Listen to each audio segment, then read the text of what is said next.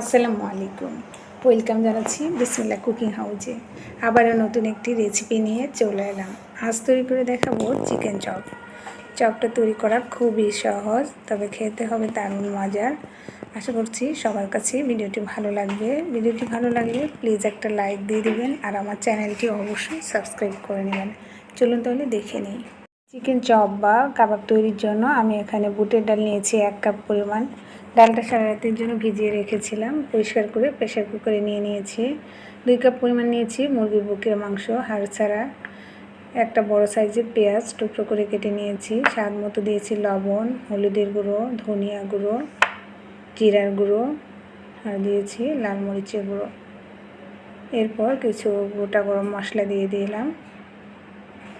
2 টুকরো দারচিনি, তেজপাতা, সাদা এলাচ, গোলমরিচ আর দিয়েছি আদা বাটা 1 চা চামচ, রসুন বাটা 1 চা চামচ।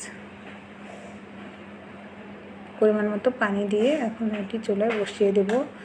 আর শুকনো মরিচ আমি দিয়েছিলাম 2টি। তো দেখতেই পাচ্ছেন সিদ্ধ হওয়ার পরে আমি এটা বেটে নিয়েছি। আর এটা কিন্তু শুকনো করে সিদ্ধ করে নিতে হবে, যাতে করে এর মধ্যে কোনো পানি না থাকে। তো বেটে নেওয়ার পর আমি এটা পাটায় বেটে নিয়েছি। আর এর মধ্যে দিয়ে দিচ্ছি ধনেপাতা কুচি, স্বাদ মতো কাঁচামরিচ কুচি আর 1 কাপ পরিমাণ দিয়েছি পেঁয়াজ বেরেস্তা।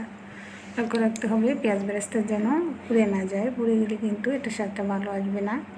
একটা ডিম দিয়েছি। এখন হাত দিয়ে মাখিয়ে এভাবে এখন ছোট ছোট চপ তৈরি করে নিয়েছি।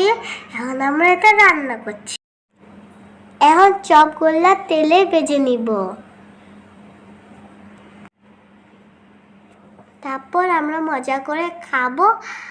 আর সাথে সুস্বাদু হবে ওগুলো চপ। ভাজা হয়ে গিয়েছে, এর মধ্যে সুন্দর একটা কালার চলে এসেছে। আমি এখন উঠিয়ে নিব।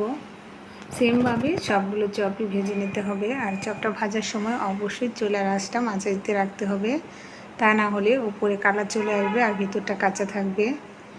আমার সবগুলো চপই ভেজে নেওয়া হয়ে গিয়েছে। দেখতেই পাচ্ছেন কতটা লোভনীয় হয়েছে। আর এটা দেখতে যতটা লোভনীয় তার থেকেও বেশি খেতে মজা হয়েছে।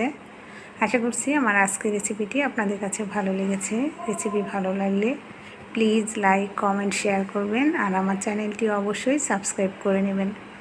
আপনারা সবাই ভালো থাকবেন, সুস্থ থাকবেন, আমার জন্য দোয়া করবেন, সেই কামনায় আজকের মতো বিদায় নিচ্ছি। আল্লাহ হাফেজ।